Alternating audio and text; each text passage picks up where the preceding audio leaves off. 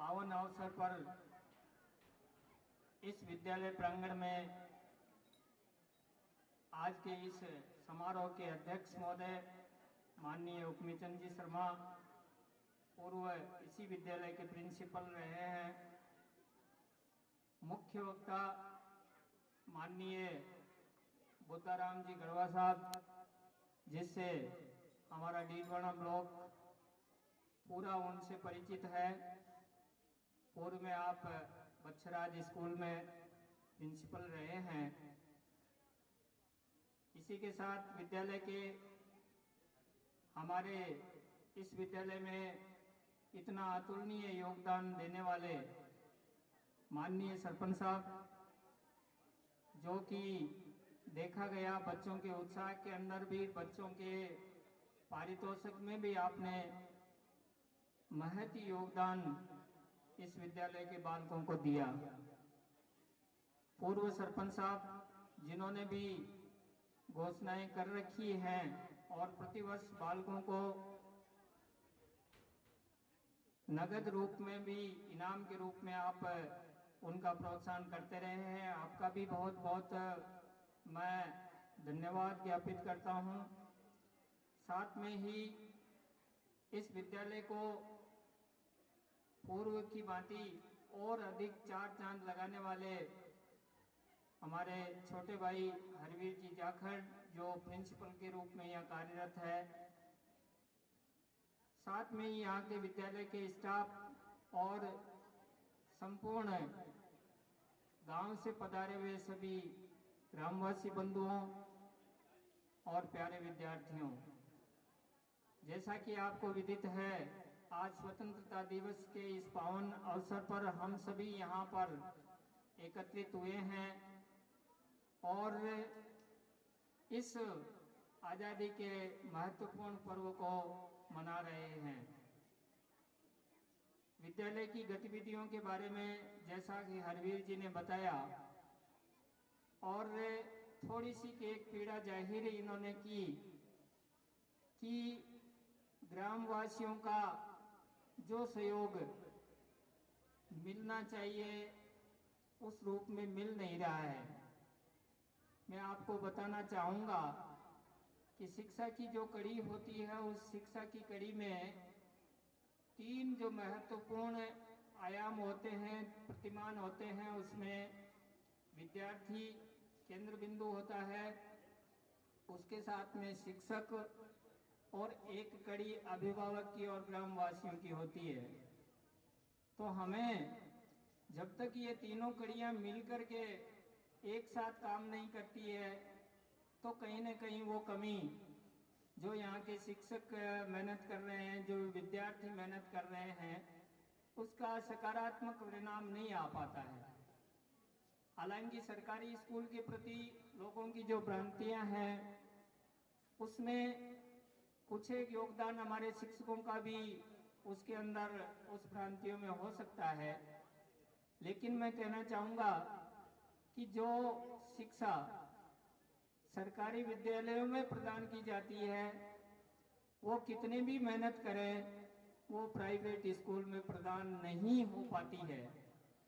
आप देख पाएंगे, अगर सरकारी नौकरियों में भी आप अगर आकलन करेंगे उनका, एक विद्यार्थी होता है, उसमें 12वीं पास करते करते प्राइवेट स्कूल में अभिभावक के 2.5 लाख रुपए लग जाते हैं। मिनिमम मान रहा हूं कि 2.5 लाख रुपए उसके तब तक चले जाते हैं।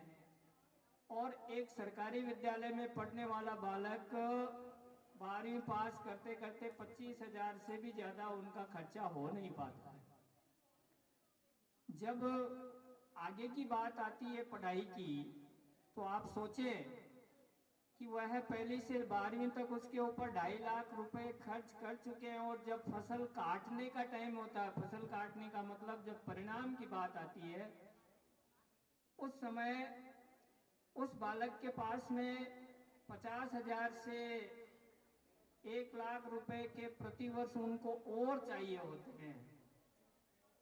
तो जो गार्जियन है वो देखा देखी ओढ़ा ओढ़ी अगर वो उसमें फंस जाता है तो 12वीं तक आते आते आते इतना थक जाता है आर्थिक रूप से कि आगे की उसको पढ़ाई नहीं करा पाता। जब उसको जरूरत होती है उस समय पैसों की जरूरत होती है और उस समय वो पीछे हट जाता है।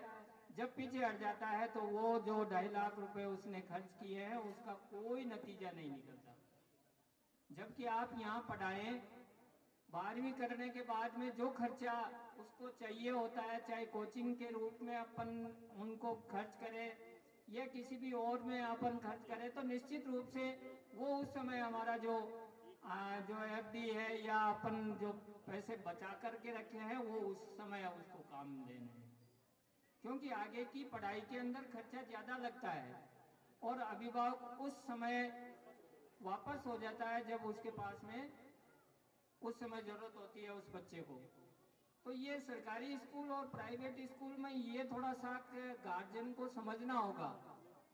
दूसरी बात और बताना चाहूँगा मैं आपको कि विद्यार्थियों से ये कहना चाहता हूँ गार्जियन के साथ साथ में कि आप जो सरकारी इस स्कूल के अंदर या सरकारी विद्यालय में पढ़ रहे हैं तो आपका बहुत बड़ा सौभाग्य है। कहाँ तो एक तरफ 10,000 से 15,000 या 20,000 जो ज़्यादा से ज़्यादा अच्छा अध्यापक होगा, विषय का विशेषज्ञ होगा, उसको 25,000 रुपये वहाँ पर देंगे। यहाँ पर न्यूनतम रूप से 50,000 रुपये अध्यापक लगता है, तब से उसको मिलता है। तो निश्चित रूप से आप भाग्यशाली हैं कि जो ज्ञान, जो कंपटीशन, और वो जो प्राइवेट स्कूल में पढ़ने वाले हैं वो बच्चे भी तो बाद में कंपटीशन दे करके सरकारी स्कूल में आना चाहते हैं, सरकारी स्कूल में अध्यापक बनना चाहते हैं। तो जो इतना कंपटीशन देने के बाद में जो पास होकर के वो अध्यापक बना है, तो निश्चित रूप से आपका ये सौभाग्य है कि वो जो आपको पढ़ाएगा, वो जो आपका मार्गदर्शन करेगा, वो जो आपको मोटिवेशन देगा, निश्चित रूप से वो आगे आपके काम आएंगे। तो आप ये मत समझो कि हमारे पास में या हमारे अभिभावकों के पास में पैसा न होने के कारण से हमारे हैं। आपका ये भाग्य है, आपका ये सौभाग्य है।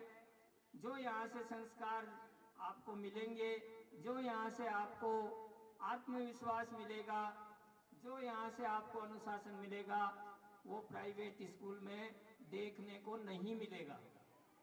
आप देख रहे हैं जो अभिभावक यहाँ आए हैं, आप देख रहे हैं कि ये बच्चे सुबह से 8 बजे से यहाँ आए हुए हैं, कितनी शांति से और अनुशासन में बैठे हुए हैं। अगर आप प्राइवेट स्कूल का अवलोकन कर लें, वहाँ के बच्चों को देख लें, वहाँ का अनुशासन देख लें, तो आपकी आंखें उसमें कोई भागने की जरूरत नहीं है, कोई और किसी की जरूरत नहीं है आपको।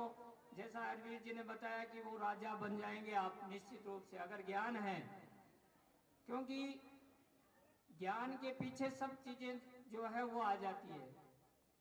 क्योंकि विद्या जो होती है उसमें एक संस्कृत में श्लोक है, विद्या ददाति विनयम। विद्या का सबसे पहला गुण है विनम्रता प्रदान करती है, झुकने के लिए वो आगे आती है।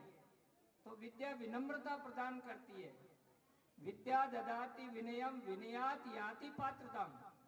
और जब आपके पास में विनय आ जाएगा, पहला क्या, ज्ञान, दूसरा क्या, ज्ञान से क्या प्राप्त होगा, विनम्रता।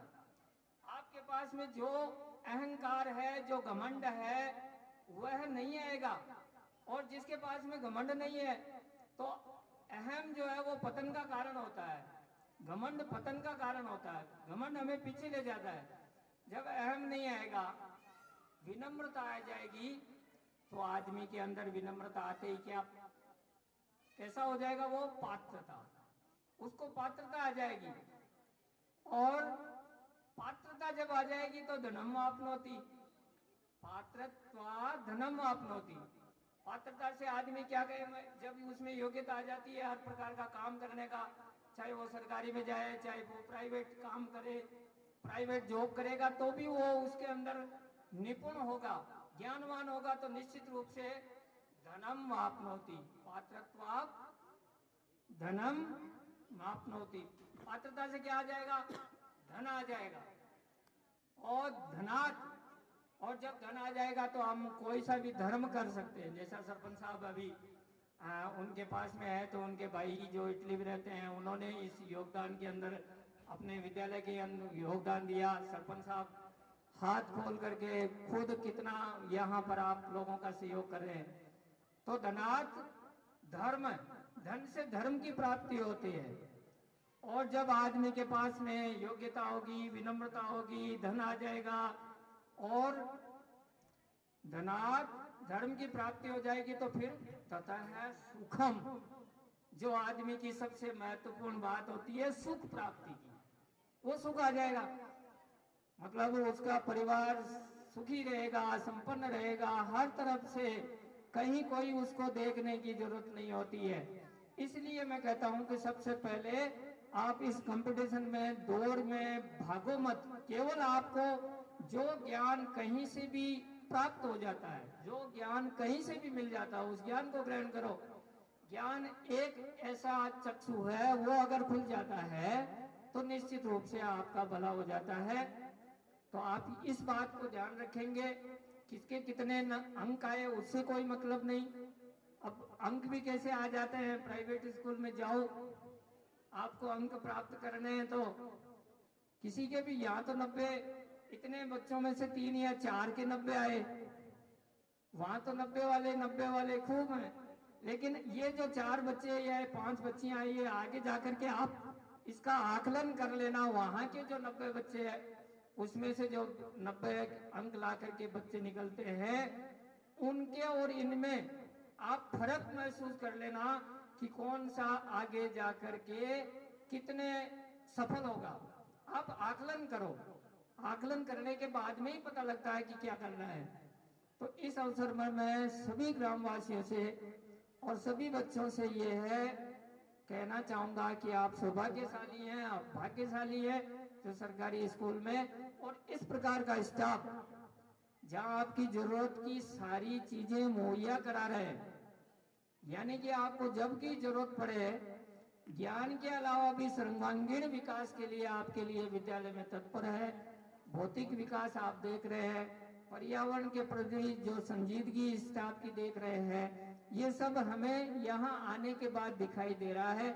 इसलिए आप लोग यहाँ पर सभी जो भी ग्रामीण यहाँ पढ़ा रहे हैं अपने बच्चों को, तो अपने हीन भावना न समझे, अपने को सौभाग्यशाली बने कि इस प्रकार का स्टाफ और इस प्रकार के हमारे जो बच्चे हैं जिनको सरकारी स्कूल के अंदर पढ़ने का सौभाग्य प्राप्त हुआ है। एक बार पुनः मुझे आमंत्रित किया, यहाँ पर बुलाया, हरवीर जी